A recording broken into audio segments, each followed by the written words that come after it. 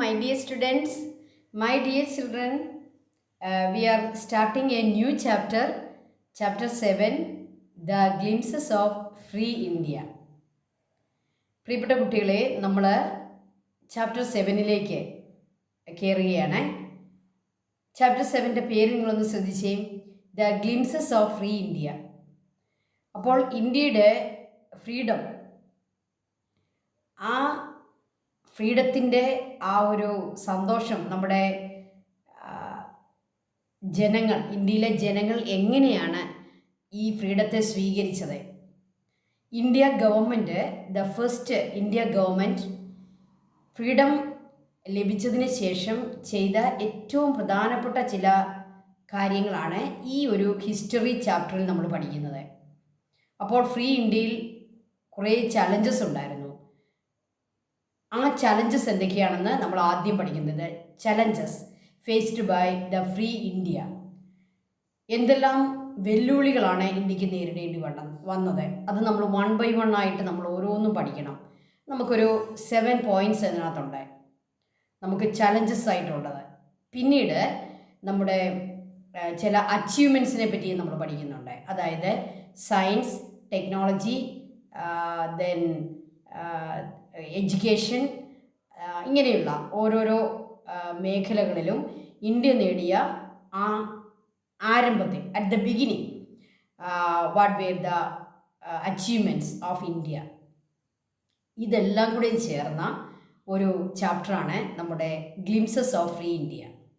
അപ്പോൾ ഇന്ന് നമുക്കതിൻ്റെ ഇൻട്രഡക്ഷൻ ഭാഗവും നമ്മുടെ ചലഞ്ചസ് ഏതൊക്കെയാണെന്നും നമുക്ക് ജസ്റ്റ് ഇതിൻ്റെ ഒരു സ്റ്റാർട്ടിങ് നടത്തി നമുക്ക് ഇന്നത്തെ ക്ലാസ് നോക്കാം. ഓക്കെ, അപ്പോൾ നമുക്ക് ക്ലാസ്സിലേക്ക് കയറാം.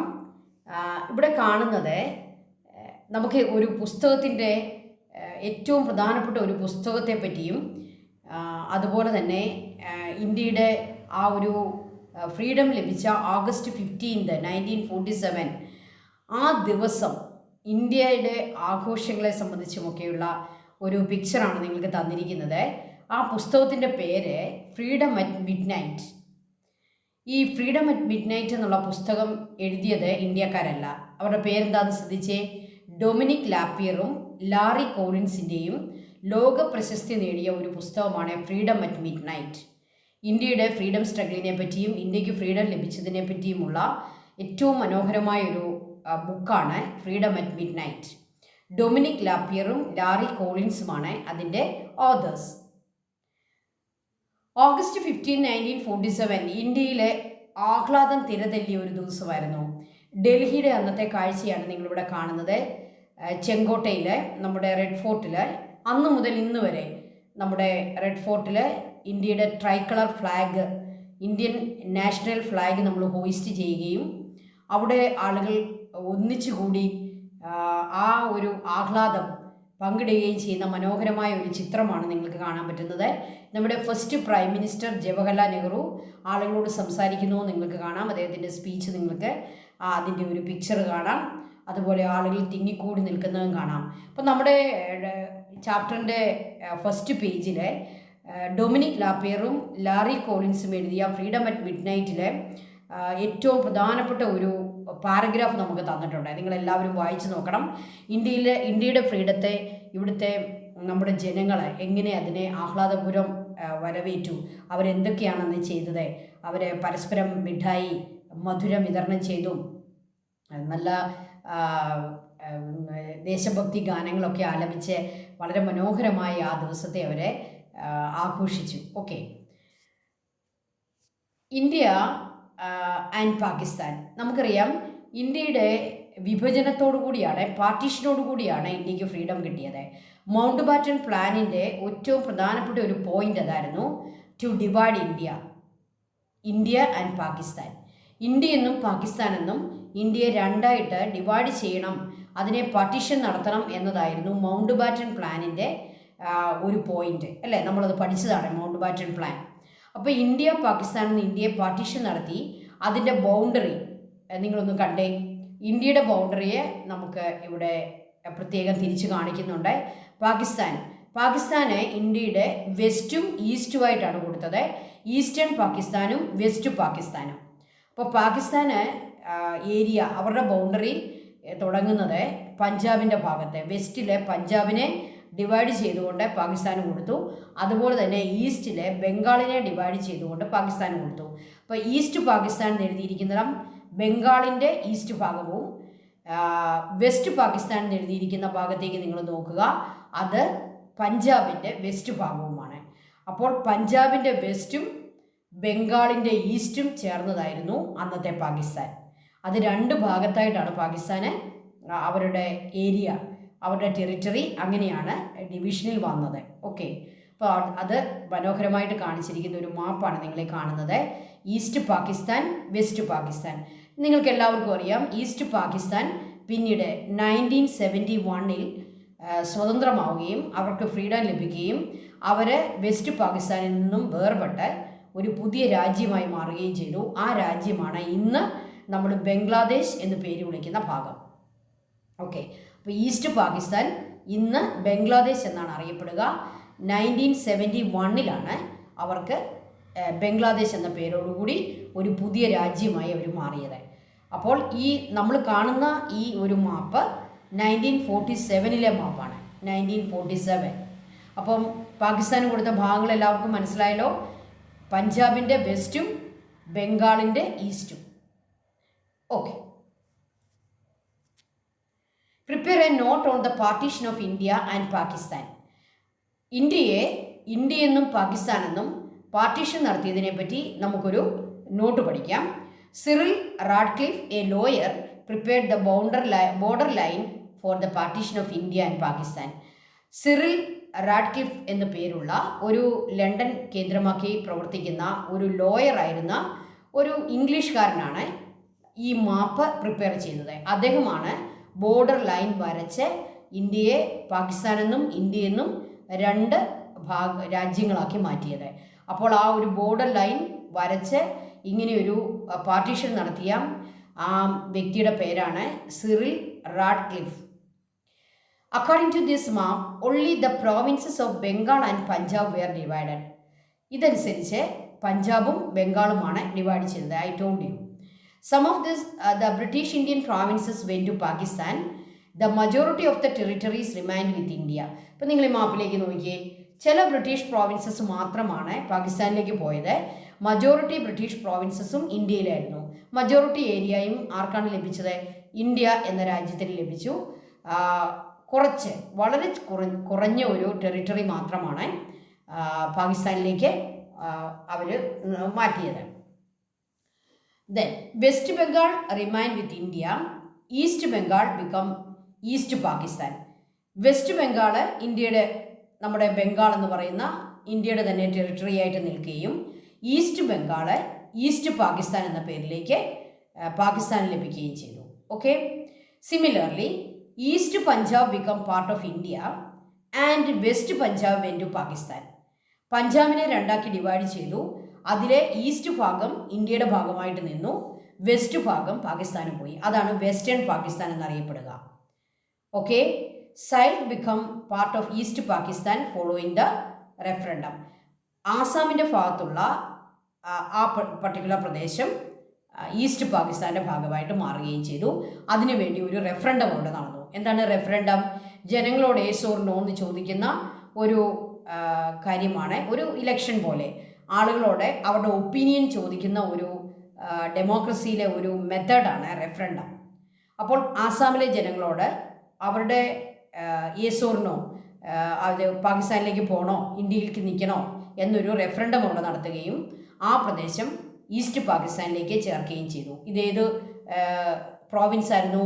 ആസാമായിരുന്നു ആ പ്രോവിൻസ്. ഓക്കെ, അപ്പോൾ ഇന്ത്യയുടെ പാർട്ടീഷനെ സംബന്ധിച്ച് ഒരു 5 പോയിന്റ്സ് ആണ് നമ്മളിവിടെ കണ്ടിരിക്കുന്നത്. ഒന്നാമത്തെ പോയിന്റ് എന്ന് പറയുന്നത് ഈ പാർട്ടീഷൻ നടത്തി ബോർഡർ ലൈൻ വരച്ച ആളാരാണെന്നുള്ളതാണ്. Cyril Radcliffe. രണ്ടാമത്തെ കാര്യം, ഈ മാപ്പ് അനുസരിച്ച് ഏതൊക്കെ പ്രോവിൻസുകളാണ് ഡിവൈഡ് ആയത്? പഞ്ചാബും ബംഗാളും. പഞ്ചാബിൻ്റെ ഏത് ഭാഗമാണ് പാകിസ്ഥാനിലേക്ക് പോയത്? വെസ്റ്റ് പഞ്ചാബ് പാകിസ്ഥാന് പോയി, ഈസ്റ്റ് പഞ്ചാബ് ഇന്ത്യയിൽ റിമെയിൻ ചെയ്തു. ഓക്കെ, ബംഗാളിൻ്റെ ഏത് ഭാഗമാണ് പാകിസ്ഥാനിലേക്ക് പോയത്? ഈസ്റ്റേൺ ബംഗാളാണ് പാകിസ്ഥാനിലേക്ക് പോയത്. വെസ്റ്റ് ബംഗാൾ ഇന്ത്യയുടെ ഭാഗമായിട്ട് നിന്നു. ഇത്രയും കാര്യങ്ങൾ ഓർക്കുക. Okay. The migration in the Bengal province did not take place on a massive scale as that of Punjab. Major reasons.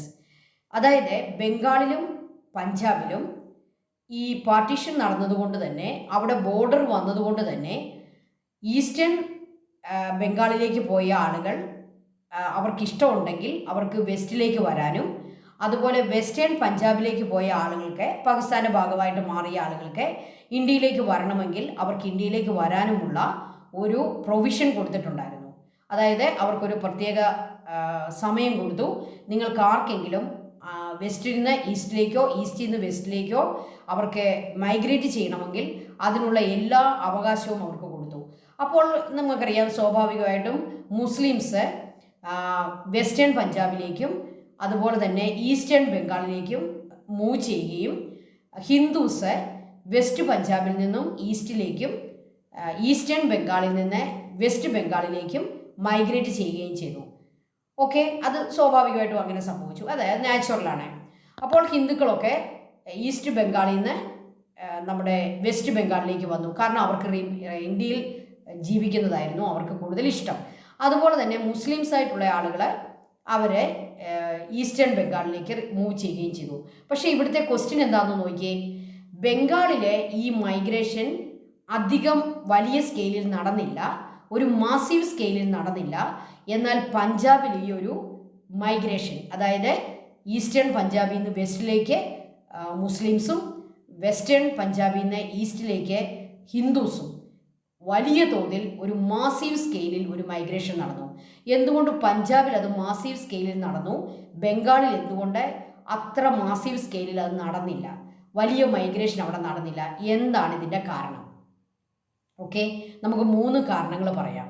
The secular nationalism that develop through the movement against the partition of Bengal in 1905. Partition of Bengal നടന്ന വർഷമാണ് 1905. എന്തുകൊണ്ടാണ് 1905 ബ്രിട്ടീഷുകാരെ ബംഗാളിനെ അന്ന് divide ചെയ്തത്? അതിൻ്റെ കാരണം അന്ന് ഏറ്റവും വലിയ രീതിയിൽ ഫ്രീഡം മൂവ്മെൻറ്റ് നടക്കുന്ന ഒരു പ്രോവിൻസ് ആയിരുന്നു ബംഗാൾ.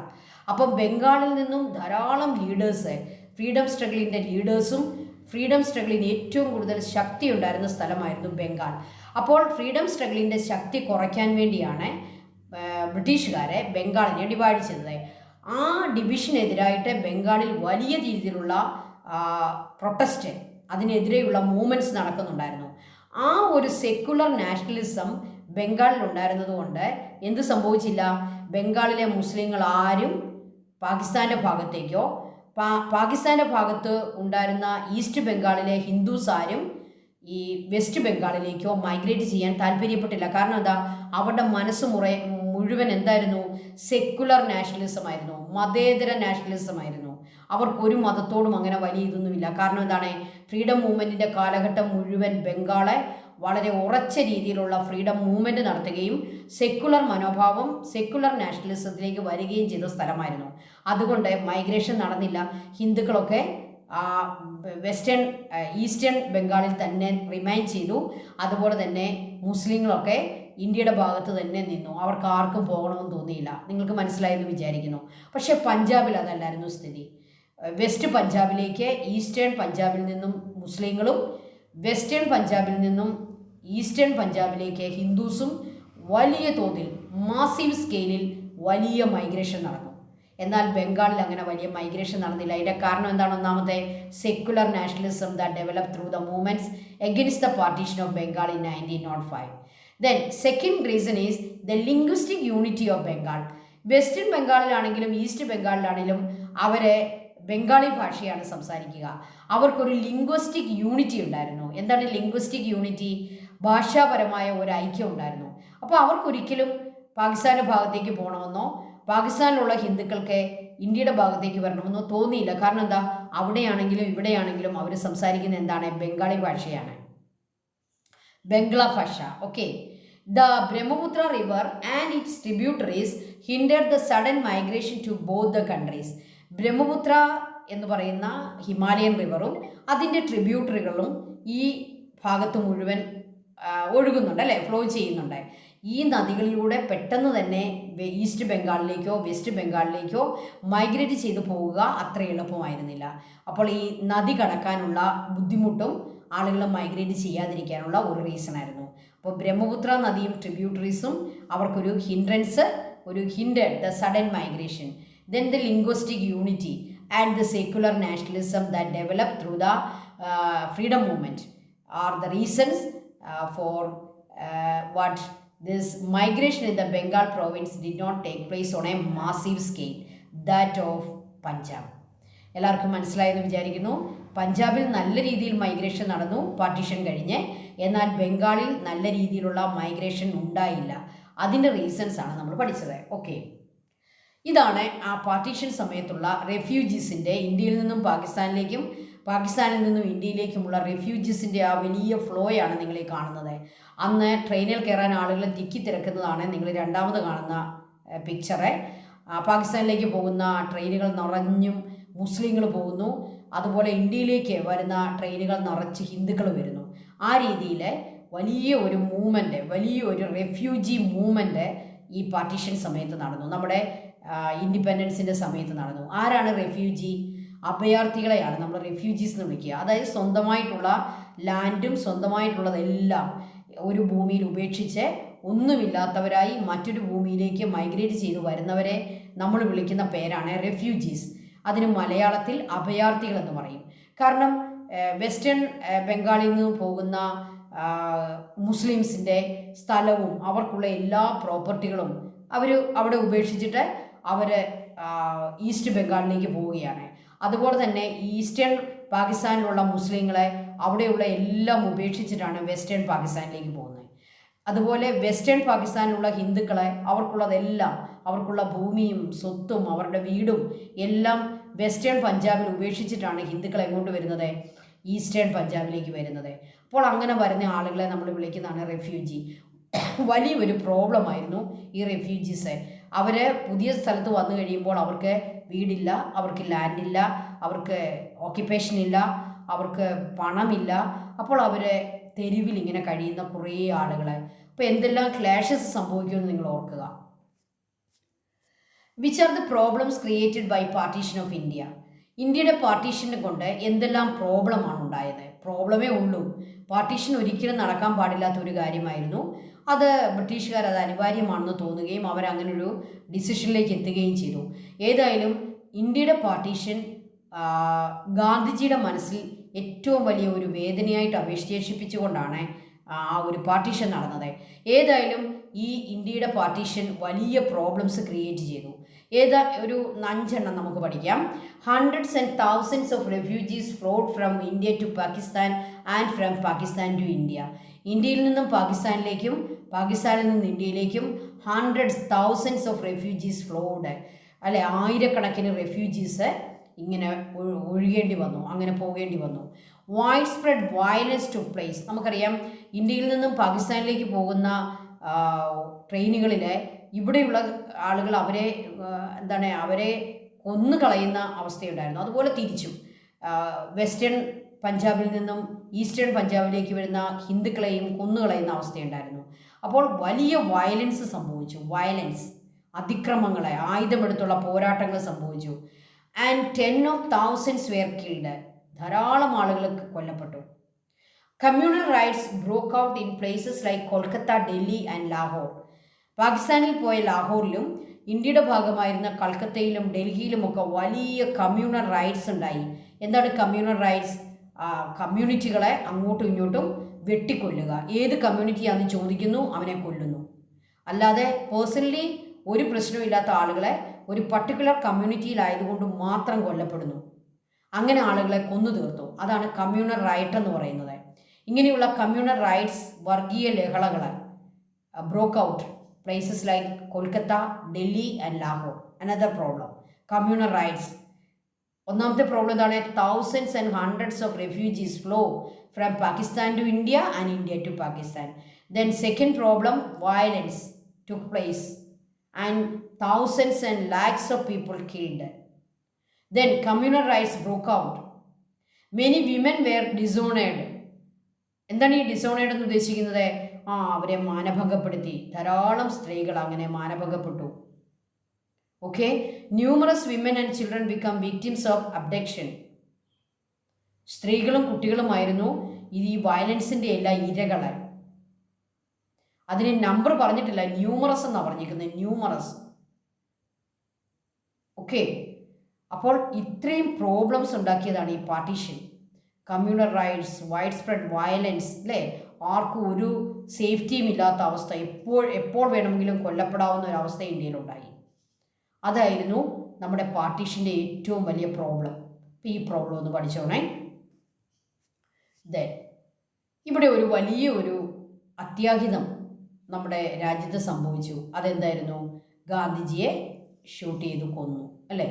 ഗാന്ധിജിയുടെ ബോഡിയാണ് നിങ്ങളവിടെ കാണുന്നത്. Gandhiji was shot dead by Nathuram Vinayak Godse on January 30, 1948 at Birla house in New Delhi. Gandhiji ഒരു പ്രയർ മീറ്റിങ്ങിൽ പങ്കെടുക്കുകയായിരുന്നു, ഒരു പ്രയർ നടത്തിക്കൊണ്ടിരിക്കുകയായിരുന്നു. കാരണം കമ്മ്യൂണൽ റൈറ്റ്സ് ആണ്. ഗാന്ധിജി ശാന്തമാക്കാൻ വേണ്ടി അദ്ദേഹം വലിയ ശ്രമങ്ങൾ നടത്തി. അതിൻ്റെ ഭാഗമായിട്ട് അദ്ദേഹം ഒരു പ്രയർ സംഘടിപ്പിച്ചു. അത് ഡൽഹിയിലെ ബിർള ഹൗസിലായിരുന്നു. അവിടെ വെച്ച് നാഥുറാം വിനായക് ഗോഡ്സെ എന്ന ഇന്ത്യക്കാരൻ തന്നെ ഗാന്ധിജിയെ വെടിവെക്കുകയും അദ്ദേഹത്തെ കൊല്ലുകയും ചെയ്തു. അത് സംഭവിച്ച ദിവസം January 30, 1948. ഓക്കെ, ഇത് നിങ്ങൾ മറന്നു പോകരുത്. അപ്പോൾ ഇൻഡിപെൻഡൻ്റ് ഇന്ത്യയിൽ വെറും 1 വർഷം മാത്രമാണ് ഗാന്ധിജിക്ക് ജീവിക്കാൻ പറ്റിയത്. അപ്പം അത്രയും വലിയൊരു പുണ്യപുരുഷനെ, ഇന്ത്യയുടെ ഫാദർ ഓഫ് നേഷനെ നമ്മൾ തന്നെ കൊന്നുകളഞ്ഞു. ആ ഒരു വലിയ ദുഃഖ സംഭവമാണ് ഇൻഡിപെൻഡൻ്റ് ഇന്ത്യ ആദ്യമായിട്ട് അനുഭവിച്ചത്. അപ്പം വലിയ ദുഃഖങ്ങളായിരുന്നു. പാർട്ടീഷൻ വലിയ ദുഃഖമായിരുന്നു. ഈ പാർട്ടീഷൻ വലിയ പ്രോബ്ലംസ് ഉണ്ടാക്കി, കമ്മ്യൂണൽ റൈറ്റ്സ് ഉണ്ടാക്കി, വയലൻസ് ക്രിയേറ്റ് ചെയ്തു. ആർക്കും സേഫ്റ്റി ഇല്ലാത്ത ഒരവസ്ഥ വന്നു. ആ കൂടെ ഗാന്ധിജിയുടെ ഈ ഒരു മരണവും സംഭവിച്ചു. Okay, what were the challenges faced by independent India? ഇനി നമുക്ക് 1 by 1 ആയിട്ട് നമുക്കിത് ഡീറ്റെയിൽഡ് ആയിട്ട് പഠിക്കേണ്ട ഒരു വിഷയമാണിത്. The challenges faced by independent India. നിങ്ങളുടെ സെക്കൻഡ് ടൈമിൻ്റെ എക്സാമിന് ഒരു പക്ഷേ ഒരു 6 മാർക്ക് ക്വസ്റ്റ്യൻ ആയിട്ട് തന്നെ വരാം.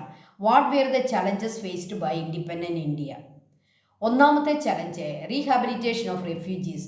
ഈ പാകിസ്ഥാനിൽ നിന്ന് ഇന്ത്യയിലേക്ക് വന്നവരും ഇന്ത്യയിൽ നിന്ന് പാകിസ്ഥാനിലേക്ക് പോയവരുമായ ഒരുപാട് റെഫ്യൂജീസ് ഉണ്ടെന്ന് നമ്മൾ പറഞ്ഞു. അപ്പം നമ്മുടെ ഭാഗത്തേക്കാണ് കൂടുതൽ റെഫ്യൂജീസ് വന്നത്. കാരണം എന്താണ്? ഹിന്ദുക്കളായിരുന്നു നമ്പറിൽ കൂടുതൽ. അതുകൊണ്ട് തന്നെ പാകിസ്ഥാനിൽ കൊടുത്ത വെസ്റ്റ് പാകിസ്ഥാനിൽ നിന്നും ഈസ്റ്റ് ബംഗാളിൽ നിന്നും ധാരാളം റെഫ്യൂജീസ് ഇന്ത്യയിലേക്ക് വന്നു. അവരെ എല്ലാം പുനരധിവസിപ്പിക്കേണ്ടി വന്നു. അവർക്ക് വീടുണ്ടാക്കി കൊടുക്കണം, അവർക്ക് ജോലി കണ്ടുപിടിച്ച് കൊടുക്കണം, അവർക്ക് പണം കൊടുക്കണം, അവർക്ക് ലാൻഡ് കൊടുക്കണം, അല്ലേ? അവരെ നമ്മൾ താമസിപ്പിക്കണം, അവരെ തെരുവിലിടാൻ പറ്റുകയില്ല. റീഹാബിലിറ്റേഷൻ ഓഫ് റെഫ്യൂജീസ്, പുനരധിവാസം റെഫ്യൂജീസിൻ്റെ അതൊരു ബിഗ് പ്രോബ്ലം ആയിരുന്നു, ബിഗ് ചലഞ്ചായിരുന്നു. ഇന്ത്യക്ക് സാമ്പത്തികമായിട്ട് ഇന്ത്യ വളരെ മോശം അവസ്ഥയിൽ നിൽക്കുന്ന ഒരു സമയത്തെ ഇത്രമാത്രം റെഫ്യൂജീസിനെ റീഹാബിലിറ്റേഷൻ നടത്തുക എന്നുള്ളത് നമ്മുടെ ഗവൺമെൻറ്റിനെ സംബന്ധിച്ച് it was a big challenge. ഇനി second one, integration of princely states. ബ്രിട്ടീഷുകാർ നമുക്ക് അധികാരം പവർ ഹാൻഡ് ഓവർ ചെയ്തിട്ട് പോകുമ്പോൾ ഇന്ത്യയിലെ അവരുടെ ബ്രിട്ടീഷ് പ്രോവിൻസസിനെ അവർ പിരിച്ചുവിടുകയും എല്ലാ പ്രിൻസസിനും എല്ലാ രാജാക്കന്മാർക്കും അവരുടെ സ്റ്റേറ്റ് തിരിച്ചു കൊടുക്കുകയും ചെയ്തു. അപ്പോൾ അവർ ബ്രിട്ടീഷുകാരെ ഇന്ത്യയിൽ വരുമ്പോൾ 600ഓളം പ്രിൻസ്ലി സ്റ്റേറ്റ്സ് ആയിരുന്നു ഇന്ത്യയിൽ ഉണ്ടായിരുന്നത്. ഈ 600 പ്രിൻസ്ലി സ്റ്റേറ്റിനെയും ബ്രിട്ടീഷുകാർ സീസ് ചെയ്ത് ഭരിച്ചുകൊണ്ടിരുന്നു 200 കൊല്ലം. എന്നിട്ട് പോകാൻ നേരത്ത് അവരെന്താ ചെയ്തത്? അവരധികാരം പ്രിൻസ്ലി സ്റ്റേറ്റിൻ്റെ രാജാക്കന്മാർക്ക് കൊടുത്തിട്ട് തിരിച്ചുപോയി. അപ്പോൾ വലിയ ചതിയായിരുന്നു ബ്രിട്ടീഷുകാർ ചെയ്തത്, ഓർക്കുക. അല്ലാതെ ഈ സ്റ്റേറ്റിൻ്റെ അധികാരമെല്ലാം അന്നത്തെ ഇൻട്രീം ഗവൺമെൻറ്റിനെ അല്ലെങ്കിൽ ജവഹർലാൽ നെഹ്റു എന്ന ഫസ്റ്റ് പ്രൈം മിനിസ്റ്ററിന് കൊടുത്തിട്ടല്ല പോയത്. They hand over the power to the princes of that princely states. അപ്പോൾ പ്രിൻസ്ലി സ്റ്റേറ്റുകളായിട്ട് മാറി എല്ലാ പ്രിൻസസിനും അവരുടെ പവർ തിരിച്ചു കിട്ടി. ഇനിയും ഈ പ്രിൻസസിൻ്റെ കയ്യിൽ നിന്നും ആ പവർ മേടിച്ചാൽ മാത്രമേ നമ്മുടെ ഇന്ത്യൻ പാർലമെൻറ്റിനെ, ഇന്ത്യ ഗവൺമെൻറ്റിനെ പവർ ഉണ്ടാകുകയുള്ളൂ. അപ്പോൾ ആ ഒരു കാര്യമാണ് ഇൻ്റഗ്രേഷൻ ഓഫ് പ്രിൻസ്ലി സ്റ്റേറ്റ്സ്. ഈ പ്രിൻസ്ലി സ്റ്റേറ്റിൻ്റെ പവർ അവരോട് അവരുടെ സിഗ്നേച്ചറോട് കൂടി വാങ്ങണം. That is known as integration of princely states. അടുത്തത് incorporation of Portuguese and French territories. ഇംഗ്ലീഷുകാരെ പവർ ഹാൻഡ് ഓവർ ചെയ്ത് പോയി കഴിഞ്ഞു. പോർച്ചുഗീസ് ഫ്രഞ്ച് ടെറിട്ടറീസ് ഇന്ത്യയിൽ ഉണ്ടായിരുന്നു. പോർച്ചുഗീസുകാരുടെ കുറച്ച് സ്ഥലങ്ങളെ, അത് ചില ദ്വീപുകളൊക്കെയാണ് കേട്ടോ, കുറേ ഐലൻഡ്സ് ഒക്കെയാണ്. അതുപോലെ ഫ്രഞ്ചുകാരുടെ ഡാമൻ ദിയു എന്നൊക്കെ പറയുന്ന, പോണ്ടിച്ചേരി എന്നൊക്കെ പറയുന്ന കുറച്ച് സ്ഥലങ്ങൾ ഫ്രഞ്ചുകാരുടെ ടെറിട്ടറി ആയിരുന്നു. അതുപോലെ ഗോവ പോലെയുള്ള ചില സ്ഥലങ്ങൾ പോർച്ചുഗീസുകാരുടെ കയ്യിലായിരുന്നു. അതും കൂടി നമുക്ക് കോപ്പറേറ്റ് ചെയ്ത് ഇൻകോപ്പറേഷൻ നടത്തിയാൽ മാത്രമേ നമ്മുടെ ടെറിട്ടറി കംപ്ലീറ്റ് ആകത്തുള്ളൂ. നമ്മുടെ രാജ്യത്ത് പോർച്ചുഗീസുകാരുടെയും ഫ്രഞ്ചുകാരുടെയും ഐലൻഡ്സ് ആണെങ്കിൽ പോലും, ചെറിയ ടെറിട്ടറി ആണെങ്കിൽ പോലും നമുക്ക് അനുവദിക്കാൻ പറ്റുകയില്ല. കാരണം എന്താണ്? അത് നമ്മുടെ സേഫ്റ്റിക്ക് കുഴപ്പമാണ്. അതുകൊണ്ട് incorporation of Portuguese and French territories was another challenge. അവരെ എങ്ങനെ പറഞ്ഞുവിടും, ആ സ്ഥലങ്ങൾ നമ്മൾ എങ്ങനെ പിടിച്ചെടുക്കും, that was another challenge. Then reorganisation of states on a linguistic basis. നമ്മുടെ ഫ്രീഡം മൂവ്മെൻറ്റ് നടക്കുന്ന കാലത്ത് തന്നെ ലാംഗ്വേജ് ബേസിൽ നമ്മുടെ സ്റ്റേറ്റുകൾ ഉണ്ടാക്കണമെന്നൊരു റെക്കമെൻഡേഷൻ ഉണ്ടായിരുന്നു. ആ റെക്കമെൻഡേഷൻ അനുസരിച്ച് നമ്മുടെ പ്രിൻസിലി സ്റ്റേറ്റുകളെ എന്താക്കി മാറ്റണം? ഒരു ഭാഷ സംസാരിക്കുന്നവർക്ക് ഒരു സ്റ്റേറ്റ്, മലയാളം പറയുന്നവർക്ക് മലയാളം, കേരളം, അല്ലെ തമിഴ് പറയുന്നവർക്ക് തമിഴ്നാട്, ആ രീതിയിൽ ലിംഗ്വിസ്റ്റിക് ബേസിസിൽ നമ്മുടെ സ്റ്റേറ്റുകളെ റീഓർഗനൈസ് ചെയ്യുക. അതായിരുന്നു next challenge. Reorganisation of state on a linguistic basis. Then strengthening the Indian economy. നമ്മുടെ ഇക്കോണമി കംപ്ലീറ്റ് തകർന്നു കിടക്കുന്ന അവസ്ഥയായിരുന്നു ഇൻഡിപെൻഡൻസിൻ്റെ സമയം. നമുക്കൊന്നുമില്ലായിരുന്നു, നത്തിങ്. അപ്പോൾ അതിനെ സ്ട്രെങ്തൻ ചെയ്യണം. Strengthening the Indian economy, that was another challenge. Then last challenge formulating an independent foreign policy. നമുക്കറിയാം 1947 ആ കാലത്ത് സെക്കൻഡ് വേൾഡ് വാർ കഴിഞ്ഞ സമയമാണ്. നമ്മുടെ ലോകത്തുള്ള എല്ലാ രാജ്യങ്ങളും 2 പവർ ബ്ലോക്കിലാക്കി ഡിവൈഡായി നിൽക്കുന്ന സമയമായിരുന്നു. ഏതൊക്കെയായിരുന്നു ആ പവർ ബ്ലോക്കുകളെ? USA ലീഡർഷിപ്പ് കൊടുക്കുന്ന ഒരു പവർ ബ്ലോക്കും, USSR അല്ലെങ്കിൽ റഷ്യ ലീഡർഷിപ്പ് കൊടുക്കുന്ന വേറൊരു പവർ ബ്ലോക്കും, ഒരു ക്യാപിറ്റലിസ്റ്റ് പവർ ബ്ലോക്കും ഒരു സോഷ്യലിസ്റ്റ് പവർ ബ്ലോക്കും. ഇങ്ങനെ എല്ലാ രാജ്യങ്ങളും ഏതെങ്കിലും ഒരു പവർ ബ്ലോക്കിൽ അവർ മെമ്പർഷിപ്പ് എടുത്തിരുന്നു. എന്നാൽ ഇന്ത്യക്ക് സ്വന്തമായ ഒരു ഇൻഡിപെൻഡൻ്റായ ഒരു പവർ ബ്ലോക്കിലും മെമ്പർഷിപ്പ് എടുക്കാത്ത ഒരു ഇൻഡിപെൻഡൻറ്റ് ഫോറിൻ പോളിസി ഫോർമുലേറ്റ് ചെയ്യേണ്ട ആവശ്യമുണ്ടായിരുന്നു. ഓക്കെ, അപ്പോൾ സോഷ്യലിസ്റ്റ് ബ്ലോക്കിലോ ക്യാപിറ്റലിസ്റ്റ് ബ്ലോക്കിലോ നമ്മൾ ഇൻക്ലൂഡ് ആയില്ല, നമ്മൾ മെമ്പർഷിപ്പ് എടുത്തില്ല. ഇൻഡിപെൻഡൻറ്റ് ഫോറിൻ പോളിസി അത് ഫോർമുലേറ്റ് ചെയ്യുക അത്ര ഈസി അല്ല. That was also another challenge. ഇങ്ങനെ അനേകം ചലഞ്ചസ് ആയിരുന്നു ഇന്ത്യയുടെ ഇൻഡിപെൻഡൻസിൻ്റെ സമയം. ഈ ചലഞ്ചസിനെ നെക്സ്റ്റ് ക്ലാസ്സിൽ നമുക്ക് 1 by 1 ആയിട്ട് ഡീറ്റെയിൽഡ് ആയിട്ട് പഠിക്കാം. Okay, thank you children, thank you so much. May God bless you all.